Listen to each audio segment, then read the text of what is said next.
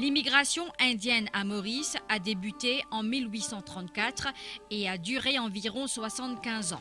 Evokes memories of its historic links with India.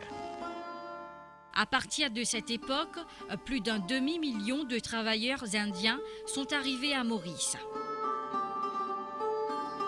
97% venant de l'Inde, d'autres venaient d'Afrique, de Chine et d'Asie de l'Est, entre autres. À noter que ces travailleurs faisaient partie du troisième lot de 60 613 d'immigrants indiens arrivés en 1834 à 1838. À l'époque, avant l'arrivée des Anglais à Maurice, les Français utilisaient les esclaves pour travailler dans des champs de canne.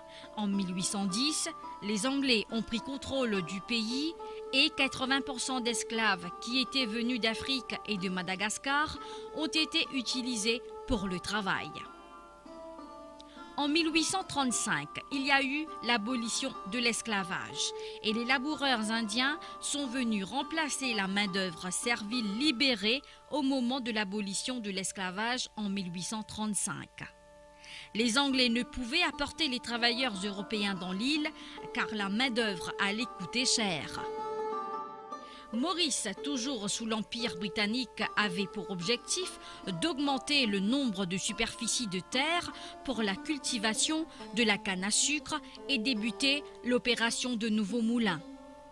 C'est alors que les premiers immigrants sont arrivés à la rade de Port-Louis le 2 novembre 1834, après 6 semaines de voyage à bord de l'Atlas.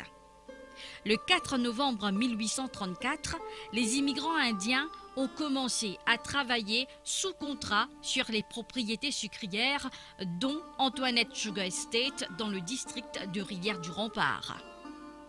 En Inde, vers les 18e et 19e siècles, les conditions de vie étaient souvent précaires. L'immigration était perçue comme un moyen d'échapper à la misère. Lorsque le principe de l'engagisme fut introduit dans l'Empire britannique, Maurice fut l'une des premières destinations des laboureurs indiens, principalement à cause de sa proximité avec la Grande Péninsule.